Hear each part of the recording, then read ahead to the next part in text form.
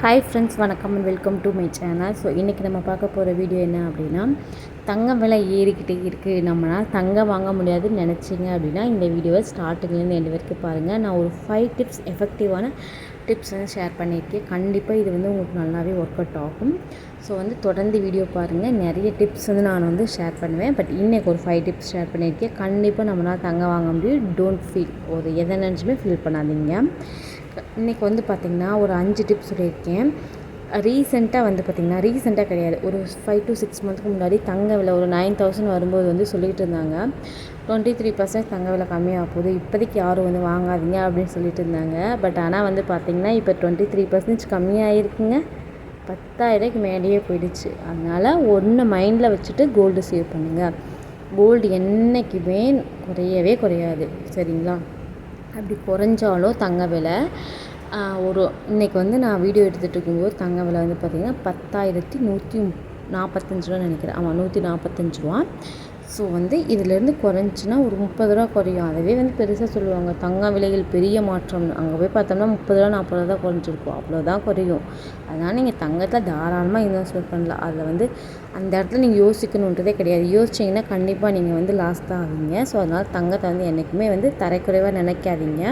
So தங்கத்தை வந்து கண்டிப்பாக சேவ் பண்ணுங்கள். அண்ட் இன்னொரு விஷயம் தெரியுமா, நிறைய பேர் இப்போ சொல்கிறது என்ன, இதை நீங்கள் நம்பலாம். என்னென்னா 2 வருஷத்தில் தங்கம் 1 கிராமே 20,000 வரைக்கும் வாய்ப்பு இருக்குதுன்னு சொல்கிறாங்க. ஸோ அதனால் வந்து கண்டிப்பாக வந்து இப்போயே உங்களால் முடிஞ்ச வரைக்கும் சேவ் பண்ண ட்ரை பண்ணுங்கள். அண்ட் இந்த தீபாவளியிலே தங்கம் வந்து பார்த்திங்கன்னா 11,000 1 கிராமு 12,000 போயிடலாம் சொல்கிறாங்க. ஸோ அதனால் நீங்கள் சேவ் பண்ணணும்னு நினைக்கிற அந்த செகண்டே எடுத்து உங்களால் முடிஞ்சதை சேவ் பண்ணுங்கள். அப்படியே குறைஞ்சின்னா எவ்வளோங்க குறையும், ஒரு 100 ரூபா, இல்லை மிஞ்சி போனால் ஒரு 50 ரூபா, அவ்வளோதான் குறையும். ஓகேங்களா? ஓகே, இதுதான் ஃபஸ்ட்டு டிப்பு. ஸோ அதனால் வந்து தங்கத்தை வந்து கான்ஃபிடண்ட்டாக தங்கம் வந்து கண்டிப்பாக விலை ஏறிட்டே இருக்கும். நம்ம ஏன் தங்க விலை குறையணும்னு நினைக்கிறோன்றது எனக்கு புரியவே இல்லை. நம்ம வாங்கணும்னு நினைக்கிறோம், ஓகே. ஒரு விஷயம் யோசிச்சு பாருங்களேன், இப்போ வந்து ஒரு வேளை தங்க விலை குறையும்னு தெரிஞ்சால் நம்ம அந்த ஃப்யூச்சரில் வாங்கி சேர்த்து வைப்போமா, வைக்க மாட்டோம்ல. அதனால் வந்து தங்க விலையெல்லாம் குறையாது. ஸோ அதை விட்டுட்டு சேமிக்கிறதுக்கு என்ன வழி அப்படின்றத பார்ப்போம். சேமிக்கிறதுக்கு 2 ஆப்ஷன் தான் நான் யூஸ் பண்ணுறேன். ஒன்று கோல்டு சிட்டு, இன்னொன்று கோல்டு காயின் அல்லது டிஜி கோல்டு. நான் வந்து பார்த்திங்கன்னா கோல்டு சிட்டும் போட்டுட்ருக்கேன் அண்ட் அதேமாதிரி டிஜி கோல்டும் போட்டுட்ருக்கேன். எனக்கு வந்து டிஜி கோல்டை பற்றி டீட்டெயில் வேணும்னா சொல்லுங்கள், நான் வந்து ஷேர் பண்ணுறேன். ஆனால் நான் வந்து தங்கமயில மட்டும்தான் போட்டுட்ருக்கேன். இப்போ ரீசெண்டாக கூட நான் வந்து என்னோடய சிட்டு வந்து முடிய போகுது இந்த செப்டம்பர் 30ஓட. ஸோ டிஜி கோல்டில் வந்து நான் வந்து ஒரு கோல்டு வாங்கலாம்னு பிளான் பண்ணி வச்சுருக்கேன். என்ன வாங்குறேன் அப்படின்றத ஃப்யூச்சர் வீடியோவில் அப்லோட் பண்ணுறேன். கோல்டு சிட்டு போடும்போதுமே வந்து வெயிட் பேஸில் வந்து நீங்கள் வந்து சிட்டு போடுங்க, அதுதான் பெஸ்ட்டு. ஏன்னா இப்போ ஒன்றுமே இல்லை, நான் ஒரு சிட்டு போட்டுருக்கேன்னு சொன்னேன்ல, 2,000 ருபீஸ் சிட்டு போட்டுட்ருக்கேன். எனக்கு அதில் வந்து பார்த்திங்கன்னா ஒரு கிராமும் ஒரு 120 மில்லியும் சேர்ந்துருக்குது. இன்றைக்கி போய் அதை நான் வாங்கினோம் அப்படின்னா குறைஞ்சது 12,000 வேணும். ஆனால் நான் கட்டினது 10,000 தான். இந்த ஸ்டார்ட் டைம்லேயே வந்து பார்த்திங்கன்னா எனக்கு 2,000 லாபம். ஓகேங்களா?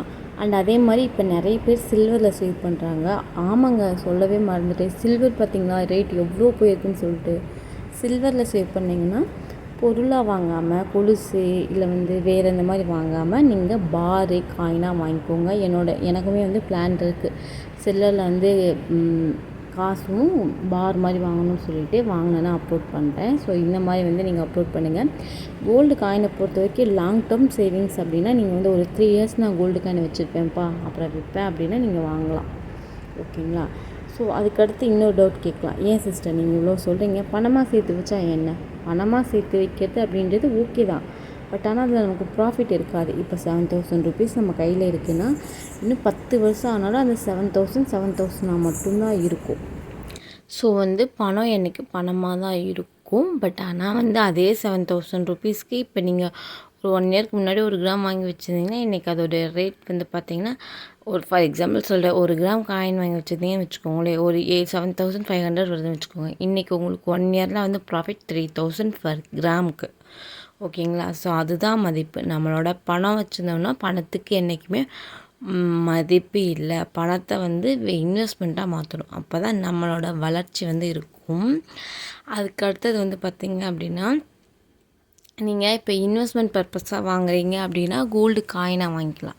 இல்லை ஸ்கூல் ஃபீஸ் கட்டணும், இல்லை வந்து பார்த்திங்கன்னா நான் வந்து ஏதாவது வந்து காலேஜ் ஃபீஸ் கட்டணும் அப்படின்னு நினச்சிங்கன்னா இந்த மாதிரி ஆர்டி மாதிரி போடுங்க. அது வந்து டைமில் வந்து உங்களுக்கு அதுவும் ஒரு நல்ல இன்ட்ரெஸ்ட் இருக்கும். இப்போ கோல்டு காயின், கோல்டு ஜுவல்லரி இந்த மாதிரிலாம் வாங்கும்போது நமக்கு வேஸ்டேஜ், அதுக்கப்புறம் வந்து ஜிஎஸ்டிலாம் பே பண்ணும்போது அதில் கொஞ்சம் சர்டன் அமௌண்ட் நமக்கு வந்து அடிபடும். அதனால் வந்து டைம் பீரியடில் வந்து விற்கிற மாதிரி ஐடியாவில் இருக்கீங்கன்னா கோல்டு காயின் வாங்காதீங்க. அது வந்து நமக்கு அவ்வளோவா ப்ராஃபிட்டபிளாக இருக்காது. அதுக்காக தான் இதை வந்து மென்ஷன் பண்ணுறேன். இன்கேஸ் உங்களுக்கு கேர்ள் பேபிஸ்னால் ஏன் சொல்கிறேன் அப்படின்றதெல்லாம் புரிஞ்சுக்கோங்க. கேர்ள் பேபிஸ்க்குன்னு நிறைய கலெக்ஷன்ஸ் இருக்கும், போட்டு அனுபவிப்பாங்க. அந்த ஒரு ரீசனுக்காக தான் கேர்ள்ஸை வந்து கோல்டோடு நான் கனெக்ட் பண்ணுறேன். ஸோ வந்து கேர்ள் பேபிஸ் இருந்துச்சாங்கன்னா நிறைய வாங்கி வச்சு அவங்களுக்கு வந்து போட்டுக்கு நீங்கள் வந்து கொடுக்கலாம். ஸோ அந்த மாதிரி இருக்கும்போது அதை கூட நீங்கள் லோன் எடுத்து அந்த மாதிரி கூட ஃபீஸ் கட்டிக்கலாம். அப்படி இல்லை அப்படின்ற பட்சத்தில் நீங்கள் ஆர்டியாக கூட போட்டுக்கலாம். லோனுக்கு அப்படின்னா நீங்கள் ஸ்கூல் ஃபீஸு, காலேஜ் ஃபீஸ்னால் கண்டிப்பாக ஆர்டியாக போட்டுக்கோங்க. அண்ட் அதுக்கு ஒரு முக்கியமான விஷயம், பெண் பிள்ளைகளுக்கு அதாவது ஐயோ இவ்வளோ நகை போயிடுச்சு, நான் என் பிள்ளைக்கு என்ன பண்ணுவேன்? நான் வந்து 4 பொண்ணு வச்சுருக்கேன், 2 பொண்ணு வச்சுருக்கேன். ஏன் பொண்ணுக்கு என்றைக்குமே தங்க நகை போட்டால் தான் பொண்ணுங்களா? பையனுக்கு சேர்த்த மாட்டிங்களா என்ன? நான் சொல்கிற டிப்ஸை கண்டிப்பாக ஃபாலோ பண்ணுங்கள். எப்போவுமே உங்களுக்கு ஒரு பையன் ஒரு பொண்ணு இருந்துச்சு அப்படின்னா 2 பேத்துக்கு போத்தாக சேவ் பண்ணுங்கள். ஆக்சுவலாக 1 கிராம் இன்றைக்கி உங்கள் பொண்ணுக்கு வாங்கி வைக்கிறீங்கன்னா அதே 1 கிராம் வந்து பார்த்திங்கன்னா உங்கள் பையனுக்கும் வாங்கி வைங்க. ஃப்யூச்சரில் உங்களுக்கு ஏதாவது கடன் கமிட்மெண்ட்ஸ் எது இருந்தாலும் 2ஆக பிரிங்க. ஸோ இதில் வந்து ஆண் பெண் பாகுபாடுன்னு பார்க்காதீங்க. என்றைக்குமே கோல்டை வந்து ஒரு பொண்ணு மேலே மட்டுமே திணிக்காதீங்க, நகை போட்டு வரணும்னு. ஸோ ஆண்களுக்கும் அதுக்குண்டான ரெஸ்பான்சிபிலிட்டிஸ் இருக்குது. அதனால் அது வந்து நம்ம ஸ்டார்டிங்லேயே கொண்டு வரணும். ஓகேவா? இன்னொரு வீட்டுக்கு போயிட்டு வந்துட்டு அந்த மாதிரிலாம் கிடையாது. இப்போ நம்மளை ஃபஸ்ட்டு திருத்திக்கணும். மற்றவங்களை திருத்துறதுக்கு முன்னாடி நம்ம ஃபஸ்ட்டு திருத்திக்கணும். இப்போ நமக்கு வந்து ஒரு பொண்ணு ஒரு பையன் இருக்குது அப்படின்னா 1 கிராம் வாங்கி சேர்த்துறோன்னா அதில் ஒன்று ஆஃப் 2 பேருக்கு, இல்லைனா இவங்களுக்கு ஒன்று அவங்களுக்கு ஒன்று, அந்த மாதிரி சேவ் பண்ணுங்கள். ஸோ வந்து போத் ஈக்குவல். அந்த ஈக்குவலிட்டியை வந்து பார்த்திங்கன்னா வீட்லேயே நம்ம தான் கொடுக்கணும். அதுக்கப்புறம் தான் நம்ம சொசைட்டியில் எதிர்பார்க்கணும். ஓகேங்களா? அதனால் வந்து பார்த்திங்கன்னா இப்போ நீங்கள் பசங்களுக்கு காலேஜ் சேர்த்துறீங்க, இல்லை ஒரு பைக் கேட்குறாங்க அப்படின்னா கூட இந்த மாதிரி நீங்கள் கோல்டு காயினாக வாங்கி, இப்போ உங்கள் ஒரு 21st வந்து உங்கள் பையனுக்கு பைக் எடுத்து கொடுக்குறீங்கன்னு வச்சுக்கோங்களேன், 21st பர்த்டேக்கு அந்த மாதிரி இருந்துச்சுன்னா கூட நீங்கள் கொச்சின் தான் ஒரு 5 இயர்ஸ்க்கு முன்னாடி காயினாக வாங்கி வச்சிங்கன்னா கூட உங்களுக்கு ஒரு நல்ல ப்ராஃபிட்டாக இருக்கும். ஸோ இந்த மாதிரி தான் வந்து நம்மளாம் வந்து ஒரு மிடில் கிளாஸ் அப்படின்ற ஒரு லைஃப்லேருந்து வெளியில் வரணும் அப்படின்னா இந்த மாதிரிலாம் நம்ம கொஞ்சம் ஸ்மார்ட்டாக திங்கிங் பண்ணி தான் வந்து நம்ம சேவ் பண்ணணும். ஸோ அப்போ தான் நமக்கு வந்து அதில் வந்து ப்ராஃபிட் பார்க்க முடியும். கண்டிப்பாக நான் சொன்ன ஒரு 5 டிப்ஸ் வந்து உங்களுக்கு வந்து கண்டிப்பாக யூஸ்ஃபுல்லாக இருக்கும்னு நம்புகிறேன். யூஸ்ஃபுல்லாக இருந்துச்சு அப்படின்னா என்னை கமெண்ட்டில் சொல்லுங்கள். அண்ட் மறக்காமல் நம்ம சேனலை சப்ஸ்கிரைப் பண்ணிக்கோங்க. இந்த மாதிரி மோர் கோல்டு சேவிங்ஸ், அதுக்கப்புறம் சில்வர் சேவிங்ஸ், மணி சேவிங்ஸ் எல்லாமே நம்ம ஆல்ரெடி மணி சேவிங்ஸ் போட்டுட்டு தான் இருக்கேன். இனி வந்து நிறைய சேவிங்ஸ் ரிலேட்டடான வீடியோ வரப்போகுது, கோல்டு சில்வர்லாம்.